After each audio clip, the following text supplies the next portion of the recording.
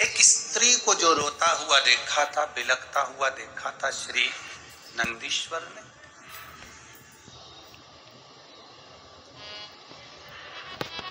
उस स्त्री को बिलखता हुआ जानकर, कराहते हुए जानकर नंदी ने माता पार्वती जी से जो विनय करा, पार्वती जी ने नंदी को भेज दिया, जाओ नंदी कराहवन में जाकर जरा एक बार वापिस उस स्त्री से मिलो जो कभी तो नदी का रूप ले लेती है, कभी स्त्री का रूप ले लेती है। उन मोरों से मिलो जो कभी वृक्ष का रूप ले लेते हैं, कभी मोर का रूप ले लेते हैं। नंदी गए,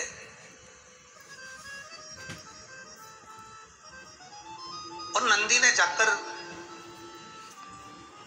उस मोर गांव के अंदर, मोर वन के अंतर्गत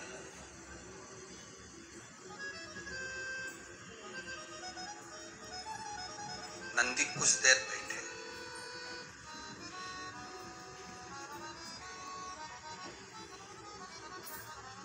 स्त्री आई तो करा रही थी, रो रही थी।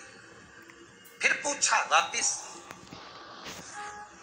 नंदी ने आज वो स्त्री से पूछा, तेरे कराहने का कारण क्या, तेरे रोने का कारण क्या?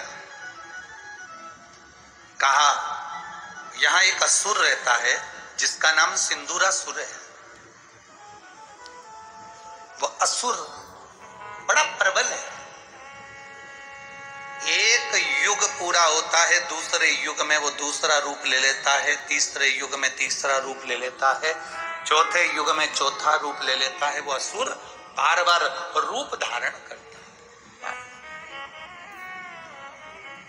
और बड़ा कष्ट प्रदान करता है।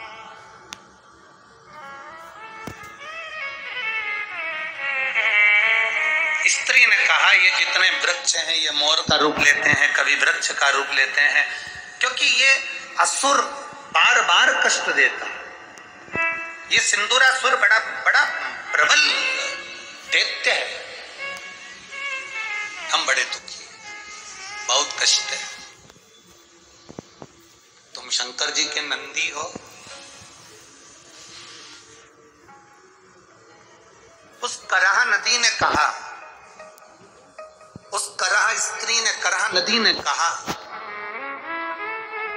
शंकर भगवान का नंदी हो, शंकर भगवान का गण हो, शंकर भगवान का नाम लेने वाला हो, चाहे शंकर भगवान की स्तुति करने वाला हो, चाहे शंकर भगवान के नाम का उच्चारण करने वाला हो, अगर उसका भी दर्शन इस पवित्र भूमि पर हो जाता है तो ना जाने कितने असुरों का संहार तो वैसे ही हो जाता है। वैसे ना जाने कितने असुरों का संहार हो जाता है। कभी आप स्मरण करिएगा, अगर आपके घर में गीता प्रेस गोरखपुर की शिव महापुराण की कथा हो या आपके पास पोथी हो तो उसमें पढ़ेंगे, विद्येश्वर संहिता में लिखा है कि श्री शिवाय नमस्तुभ्यम। ये बोलने वाले व्यक्ति का भी मात्र दर्शन हो जाता है, उसके चेहरे का, उसके मुख का भी दर्शन हो जाता है तो हजारों अश्वमेध यज्ञ का पुण्य फल प्राप्त हो जाता है और हमारे पाप कट जाते हैं।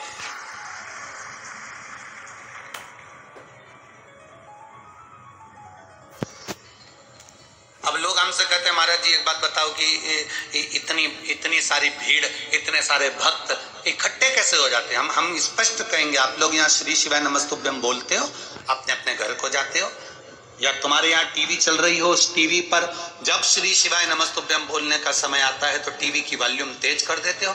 जितने घर में सदस्य हैं वो अगर इसका उच्चारण करते हैं, कानों में शब्द जाता है, दीवालों पर भी वो शब्द टकरा कर वापिस आता है, रोमावली में वो शब्द आता है, तो कहीं ना कहीं इस संसारिक जीव का कल्याण निश्चित होता है और उसका उद्धार निश्चित है।